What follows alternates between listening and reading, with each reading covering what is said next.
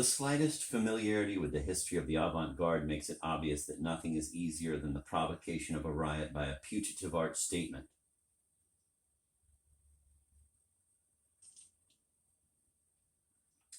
When Hurlemonts ran at the Musée de la Homme, there was some real violence and destruction.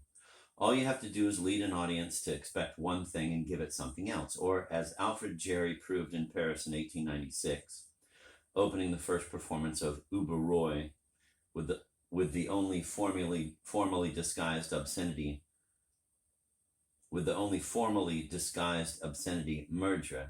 shitter, more or less, that you violate a taboo everyone can recognize as such. By 1952, audiences no less than artists had long since learned the game, and Debord began from that premise.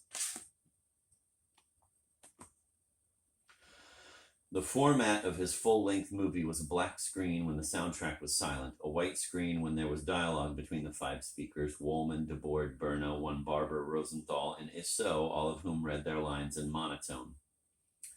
The film presented fragments of the lettrist milieu and surrounded them with the detritus of the dominant world the lettrists meant to replace. Its real subject matter was Debord's first attempt to claim a set of metaphors through which he might identify a new terrain and place himself upon it. He chased his themes in a disconnected fashion, but what little there was to hear, 20 minutes of sound out of an hour and a half of celluloid,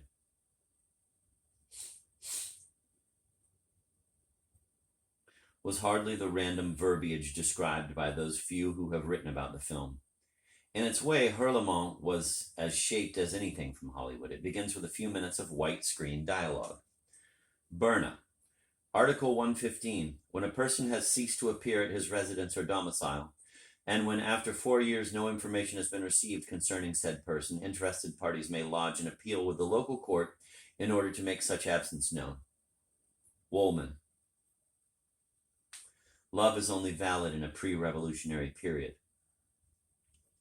Debord, you're lying. No one loves you. Art begins, grows, and fades because dissatisfied men transcend the world of official expression and the displays of its poverty. Rosenthal, say, did you sleep with Francois? Issot declaims on the death of the cinema. Berna jokes about the Youth Front attack on the Auteuil orphanage. There is a key line from Woolman that Issot must have missed, quote, and their revolts were turning into acts of conformity, end of quote. Blind quotes from John Ford's Rio Grande and from Saint Just, happiness is a new idea in Europe. Topping Issot's implied self-insertion into the cinematic pantheon, there is a rundown of film history highlights.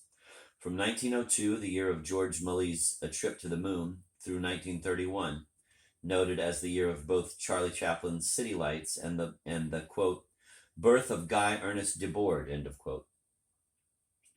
Then a leap over 2 decades of posited dead time to Issot's treatise, Woolman's La Anti-Concept, and Hurlemont's itself. And there is the line around which the rest of Debord's life would turn, quote, the art of the future will be the overthrow of situations or nothing, followed by an anti-climax from Berna, in the cafes of Saint-Germain-des-Prés.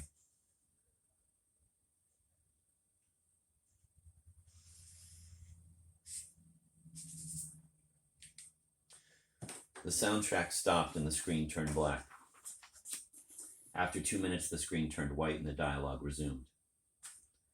The sequencing continued, the alternating passages varying in length, the dialogue becoming more dissociated. New motifs appeared: sexual frenzy, the suicide of a 12-year-old radio actress, the suicide of surrealist hero Jacques Vacher, the suicide of Dada hero Arthur Cravan, the presumed suicide of Jack the Ripper, a summation of the theme.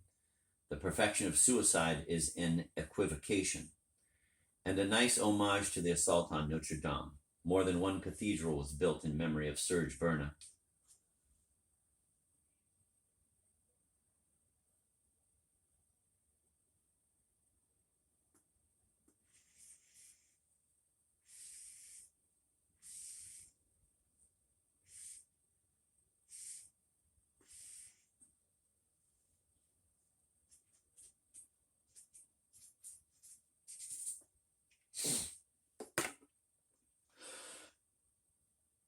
There was a buried reference to the low-life heroes of La Enfance du Paradis, those who, by the end of the picture, have become celebrated actors, celebrated courtesans, or celebrated criminals. It was as well a celebration of the 5 speakers in Hurlemont. They'll be famous someday, you'll see. There were overblown tributes to the terrible sensitivity of youth, cut with passages of real lyricism borrowed from Joyce, then a fine pun that deflated every easy embrace of suicide. We were ready to make every bridge jump, but the bridges got their own back. Cued by the opening reading from Article 115, there was more from the French Civil Code. Regulations on insanity and on a builder's responsibility to his client, the latter perhaps to bring in the number of the statute.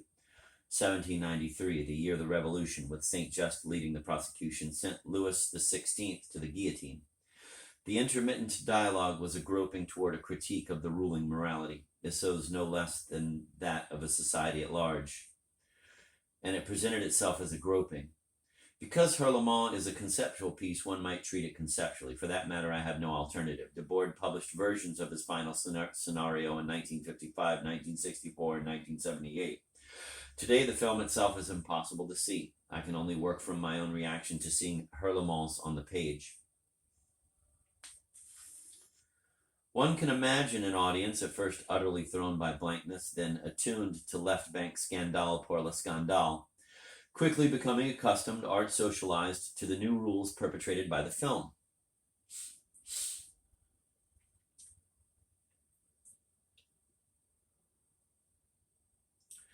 Imagining yourself part of the audience, you can imagine soon looking forward to the shifts from black screen silence to white screen dialogue, or even vice versa. You can imagine relaxing, accepting this supposedly unacceptable anti-show, this absolute decomposition of the cinema, this displacement of the values of creation toward the spectator.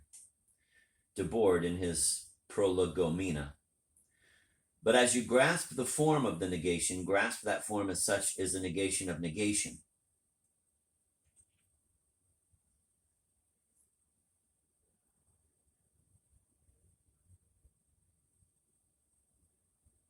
But as you grasp the form of the negation, grasp that form as such is a negation of negation, an affirmation that creation is possible, the world begins to reform, to comfortably reform.